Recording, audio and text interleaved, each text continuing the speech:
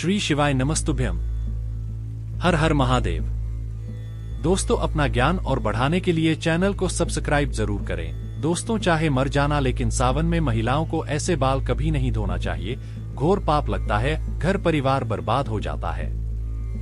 सावन के इस पवित्र महीने में भूलकर भी अपने केश यानी बाल ऐसी कभी मत धोना, बने बनाए काम बिगड़ जाते हैं। दोस्तों, अगर आप भगवान शिव से प्यार करते हैं तो कमेंट बॉक्स में सच्चे दिल से लिखें हर हर महादेव, ओम नमः शिवाय। और हमारे चैनल को सब्सक्राइब करके इस बेल आइकन को जरूर दबाइएगा। दोस्तों, सावन का महीना बहुत ही शुभ और खूबसूरत महीना होता है, प्यार का महीना होता है। सावन का हर एक दिन उतना ही पवित्र माना जाता है जितना कि गंगा जल। सावन में शिव जी की पूजा अर्चना करने से मनोकामना पूर्ण होती है। अच्छे वर की कामना करने वाले लोग सावन सोमवार व्रत अवश्य रखें। आपको बता दें, सावन जब बरसते हैं तब अक्सर हम उसे स्नान करते हैं तथा बालों को धोते हैं। पूरे सावन हम खुशी से बरसात का लुत्फ उठाते हैं। लेकिन क्या आप जानते हैं, सावन के इस पवित्र महीने में किसी भी महिला को ऐसे बाल कभी नहीं धोना चाहिए। हो जाती है पति की मृत्यु, पति का काम धंधा बिजनेस सब ठप हो जाता है, संतान को मिलते हैं कष्ट।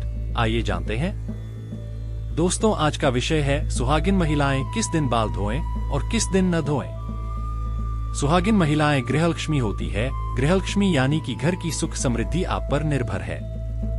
ऐसे में सुहागिन महिलाओं को कब अपने बाल या फिर सर धोना चाहिए और कब नहीं, यह तिथि और बार पर निर्भर है। दोस्तों, पहले बात करते हैं तिथि की। अमावस्या, एकादशी और पूर्णिमा के दिन बाल नहीं धोने चाहिए। बहुत ही घोर अनर्थ माना जाता है। ज्योतिष शास्त्र के अनुसार अगर देखा जाए तो अमावस्या, एकादशी और पूर्णिमा तिथि पर चंद्र या तो उच्च या फिर नीच स्थिति में होता है। ज्योतिष कहता है कि चंद्रमा मस्तक को प्रभावित करता है। दोस्तों, हमारे हिंदू पंचांग में तिथि के अनुसार ही व्रत और त्योहार मनाए जाते हैं। यह शुभ दिन है, इनके एक दिन पहले बाल धोने चाहिए, न कि उस दिन पर। दोस्तों, अब चलिए जानते हैं वारों के बारे में। किन वारों में बाल नहीं धोने चाहिए, किन वारों में बाल धो सकते हैं। यहाँ भी आप एक बात का ध्यान रखें कि अगर आप किसी भी बार का व्रत रखते हैं तो उस व्रत वाले दिन पर उस बार में आप बाल नहीं धोएंगे। एक दिन पहले ही बाल धोकर शुद्ध हो सकते हैं। दोस्तों, अभी आपके मन में एक प्रश्न आएगा कि क्या रविवार को बाल धो सकते हैं। दोस्तों, अगर आप रविवार का व्रत रखते हैं या सूर्य देव की आराधना करते हैं तो रविवार को बाल ना धोएं। यदि आप व्रत भी रखते हैं और किसी अनिवार्य कार्य की वजह से आपको रविवार को ही बाल धोना है तो आपके लिए यह उपाय है। दोस्तों, आप गुड़हल के फूल ले लीजिए, उन्हें थोड़ा सा मसल कर उससे जो रस निकलता है उसे अपने बालों में लगा लीजिए। उसके बाद बाल धो सकते हैं। दोस्तों, सोमवार, क्या सोमवार के दिन बाल धो सकते हैं? आइए जानते हैं। सोमवार को बाल धो सकते हैं, लेकिन जो महिलाएं सोमवार का व्रत रखती हैं वे सोमवार को बाल भूलकर भी न धोएं। लेकिन किसी अनिवार्य कारणों से सोमवार को व्रत रखते ही बाल धोना पड़े तो उसके लिए यह उपाय है। दोस्तों, पलाश के फूलों को अपने हाथों से मसलकर फिर उसे अपने बालों में लगाकर बाल धो लीजिए। इससे आपके ऊपर बनने वाली अशुभता शुभता में बदल जाएगी और आप बाल धो सकते हैं। इससे आपको शिव के क्रोध का सामना नहीं करना पड़ेगा। दोस्तों, मंगलवार को बाल नहीं धोने चाहिए। माना जाता है कि इस दिन बाल धोने से आर्थिक परेशानियों का सामना करना पड़ सकता है। साथ ही साथ विवाहित जीवन में भी बाधाएं आने लगती है। यदि किसी कारणवश मंगलवार को ही आपको बाल धोना पड़े तब ऐसे में लगने वाले दोष से बचने के लिए करें ये उपाय। आंवले का रस या फिर आंवले के चूर्ण का पेस्ट बनाकर आप उसे अपने बालों में लगा लें और फिर अपने बाल धो लीजिए। दोस्तों, बुधवार को महिलाएं बाल धो सकती है, लेकिन मान्यता है कि यदि किसी महिला के छोटे भाई हो तब ऐसे वह बाल न धोएं, क्योंकि बुधवार का अधिपति बुध ग्रह हमारे छोटे भाई बहनों के कारक है। इस दिन बाल धोने का दोष हमारे छोटे भाई को लगता है। इससे बचने के लिए एक उपाय है, आप वरुण देव यानी कि जल के देवता को या फिर बुधवार के स्वामी श्री गणेश जी को अपना बड़ा भाई बना लें। दोस्तों, कैसे करें आइए जानते हैं। किसी भी पूजा में जब कलश स्थापना होती है तब उसमें जल भरते हैं तो उस जल में वरुण देव का आह्वान करके प्रार्थना कीजिए कि वरुण देव, मैं आपको अपना बड़ा भाई मानती हूँ, कृपया आप मेरी और मेरे परिवार की रक्षा करें।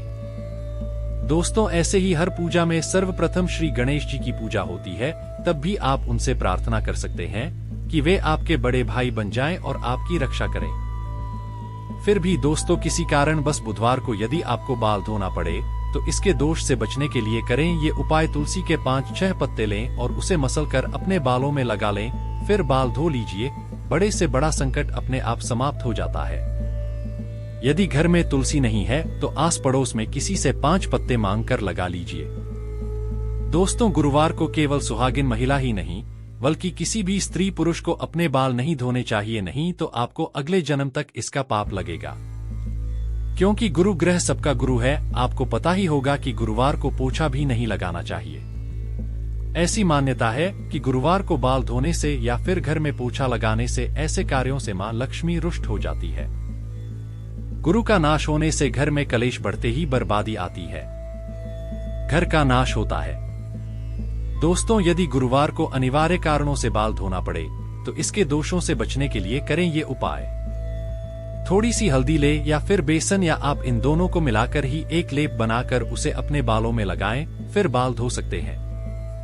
दोस्तों शुक्रवार के दिन सुहागिन महिलाएं अपने बाल धो सकती है, लेकिन जिन महिलाओं के पुत्र हैं या फिर जिनकी पुत्र प्राप्ति की कामना है तो ऐसे में वो लोग शुक्रवार के दिन बाल न धोएं। यदि आपको शुक्रवार के दिन किसी अन्य कारणों से बाल धोना पड़े तो उसके दोष से बचने के लिए करें ये उपाय। पहले अपने बालों में थोड़ी सी दही लगाएं, फिर आलोक को धो लें। दोस्तों बात करते हैं शनिवार की। शनिवार को सुहागिन महिलाएं अपने बाल न धोएं। शनिवार यानी कि शनिदेव का दिन माना जाता है।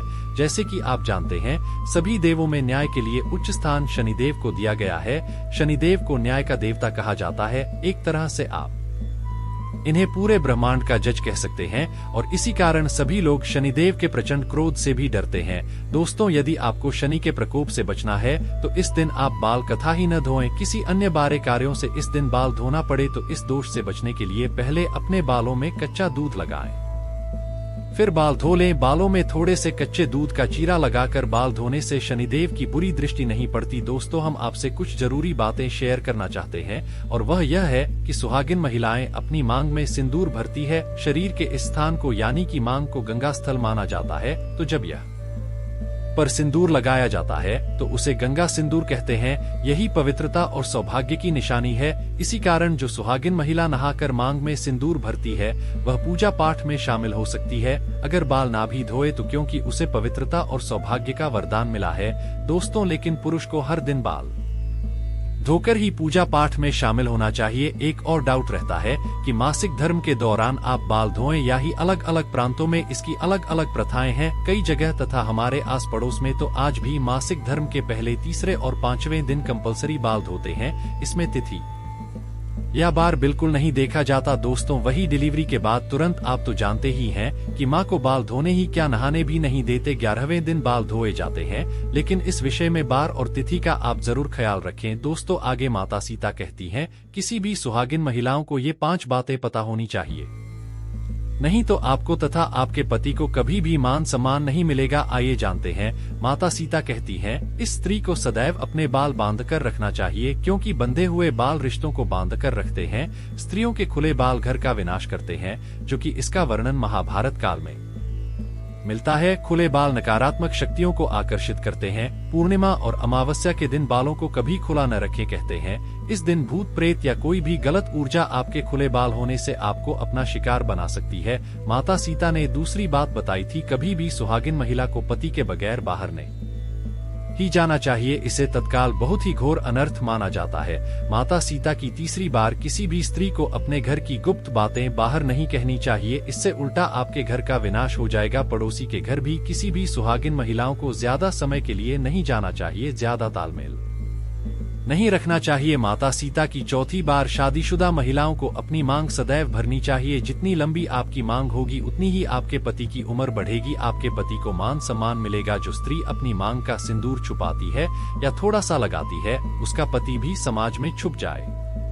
ऐसी महिला का पति हमेशा हार का मुंह देखता है। माता सीता ने बताया कि 5वीं बात, सुहागिन महिलाओं को अपने पति की कोई भी निशानी कभी किसी को नहीं देना चाहिए, इससे पति की मृत्यु निकट भविष्य में हो जाती है।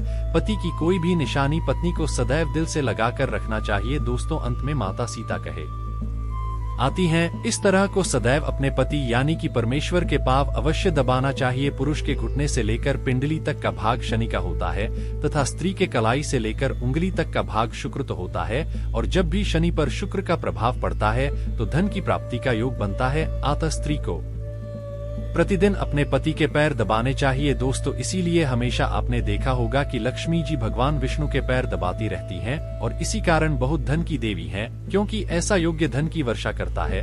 दोस्तों, अगर आप सच्चे दिल से माता लक्ष्मी को अपने घर पर बुलाना चाहते हैं तो कमेंट बॉक्स में लिखें जय माता लक्ष्मी।